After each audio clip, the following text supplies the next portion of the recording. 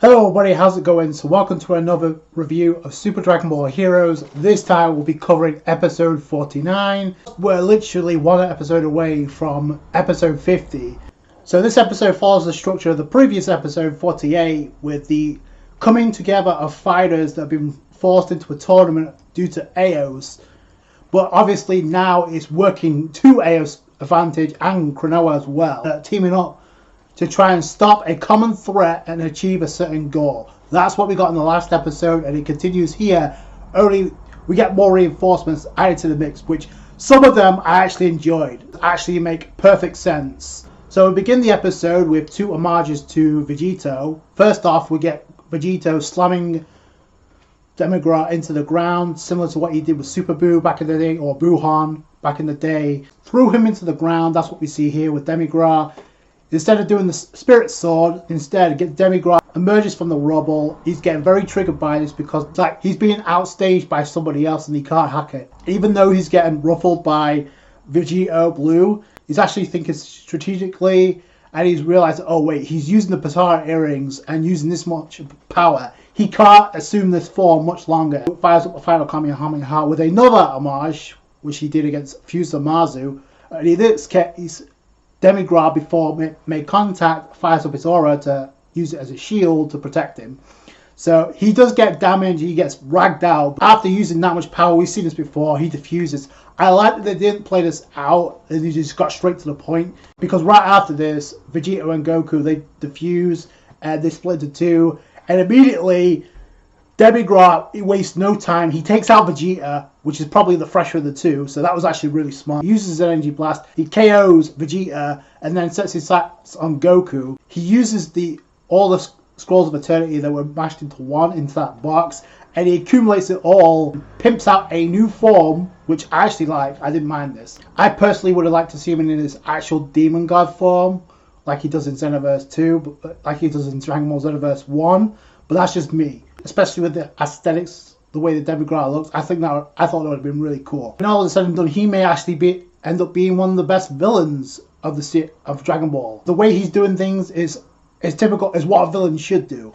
Instead of like teasing around with Goku, he's actually like thinking about just ending this and destroying everybody. He charges up another energy blast, which everybody else can see, which I actually like that detail. You can see what's going on elsewhere. She mentioned, I brought this up in the last review, it's like, even though we got the cool team up between Vidro and Yamcha, and how well they come off as a team, I was wondering if they actually did get the job done and actually killed off Shield. So obviously that is no. I think it's cool, and I was wondering about this also in the last review, because we do get to see Hit is still in that same area, because was he off screen? And the answer to that is off screen. But I also like the fact that he was taking on Finn, who was a creation of Toa from the Dark Demon Realm mission, and he was also taking on Golden Metal Cooler, which is really pretty cool. Getting something at least in this episode. Poor Jiren though, I can't say the same for him. I was so hyped when Jiren was introduced in this tournament, like, whoa, okay, we're getting Broly Jiren. That may happen still, or maybe he's going to get some backup as well, because we saw plenty of it. I love how Zeno Trunks is like, yo, go on, go help them out. I've got this.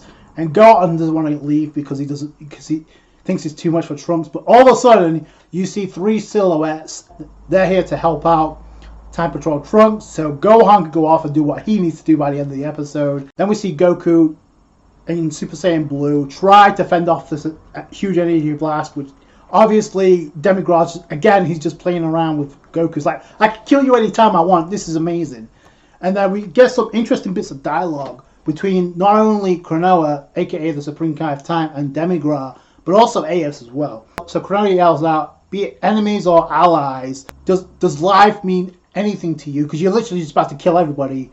And then, so I love Demigra's response here. So Demigra responds, oh really, Supreme Kai of Time, aren't you gods playing with mortals and demon clans? Which, technically speaking, in some ways he's right. You're playing with them as nothing more as pawns, in a board game. Which is ironic considering Super Dragon Ball Heroes is a board game, technically speaking. This happens to be a promotional anime force. It's because you've got players, characters, fighters as pawns in a team. So that's just actually what this is. Then Demigra responds, Isn't that so, Eos? And Eos is like, don't lump me in with you. What you're doing is meaningless slaughtering. So that just motivates Demigra to like overpower Goku even more until he gets some help in the form of future Gohan, which I really appreciated. Everything that's gone down involving Eos bringing back future Gohan, it's like it's playing off right now. So this is the culmination of that, and we're getting to see the redemption of that, because he realized, he said this in the last episode, we got a huge character moment involving him and Trunks, where he says he realizes he messed up, he chose the wrong path, and now it's his chance to like for redemption, to like redeem himself. So this is a good way to do that. It's not just him though, I will say that, as the reveal of future Gohan is that aiding his father, which that's a cool moment in itself, which I think is going to go completely under the radar. Like it's just two alternate versions, but essentially Gohan is beside his father yet again. So that was actually really cool. We find out the Time Patrol, the three silhouettes, backing up Zeno Trunks, which the three silhouettes. Now this kind of threw me off a little bit, because we first get Oob, then we got Pan revealed. What I thought at first was Gohan. No, it turns out it was actually Time Patrol Goten. So, because we see Gohan is with Android 16 trying to help out Yamcha and Vidro. So that really threw me off. It gives it, if the more characters they have, which they can focus on, and not just overload it, the more they can focus on other characters as well, like the members of the Time Patrol, the more they have to rely on Capsule Corp, Goku, and Vegeta all the time. So I think this was a good move in the anime. We just don't get to see him all that often. Then we get to see Oob kick the shit out of Perfect Cell. So that was actually really cool. He's not wearing a tank. He's not wearing his vest like he does in GT. So that was kind of an interesting little touch. We also get Pycon actually helping out here. This actually, wow. Okay, team up. So Pycon and Olibu, Pycon and Hit as a team, sign me up. That was actually really cool to see. So then we see that Super Saiyan 4 Limit Break Broly is fighting with Xeno Goku and Xeno Vegeta and Super Saiyan 4. So I like that detail as well, that it's not just Vegeta Blue, Super Saiyan 4 Limit Break Vegeta. So also defused. So that's actually really cool. This won my heart. So this fight's going on where we see Goku and Vegeta exchanging blows with Broly. Then we see Kale, we see Kaba, and then we see, more important, we see Caulifla, which is great to see her. It was only for a split second, but you see them looking to like help out Xeno, Goku, and Vegeta. So that was actually really cool. That'd be cool if we actually get to see that. If we get to see Kale clashing with Broly, because technically speaking, that's the original Broly that Kale was a throwback to. So that would be actually really cool if you get to see that, because it's all building towards episode 50, the finale of this arc. You would imagine. I did ask the question because there's a lot of players they introduced in this arc and in the tournament. Well, if the hit's there, why couldn't they have introduced Kaba, Kale, or Caulifla? Because not everybody's been well handled in this arc. Jiren's a perfect example. He's done a bit, but he hasn't done quite a lot, nowhere near as much as Hit. I feel like Kale, Caulifla, and Kaba would fall right under that category, and they'd be lost right under the shovel. It's the same thing I said about Tora and Mira. Unless there's a big plan for them at the end, I don't want to see them introduced in this arc, reintroduced in this arc, unless there's a bigger purpose for them to serve. I feel like we will get something from them soon, because we know they're still out there, but the question is when and where. So it's the same thing here. I'm actually glad they introduced this little touch here, because I actually did question it, but thinking back on it, yeah, it makes perfect sense to how hopefully they get to do something alongside Jiren. But yeah, that was cool to see them here. I like the Spring Card time is like acknowledging like everybody from other timelines is helping each other. And that's exactly what this is. They're coming together of fighters from multiple timelines that, because Eos introduced this tournament and now it's working against Demigra. So I like that. That's another thing that's going to make Eos see the light. Demigra's getting bored by this.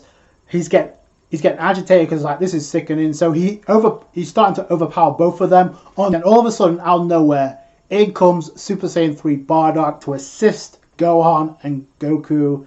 That was actually really cool. So we got Bardock, Goku, and Gohan.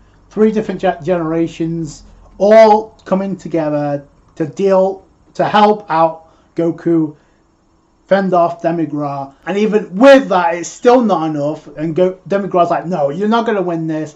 And then Supreme Kai of Time actually says, I need to help too. So we see her activate, or at least aura up some sparkles. If you pay very close attention, you can see the sparkles appear right in front of Gohan. Is lending her power to Blue Goku. He's powering up all the way. He goes into Ultra Instinct. It looks like silver. It looks like the silver hair in Ultra Instinct. So then we see Gohan power up. He doesn't get a new mode. He just powers up in Super Saiyan along with his aura. And then Super Saiyan 3 Bardock jumps into Super Saiyan 4.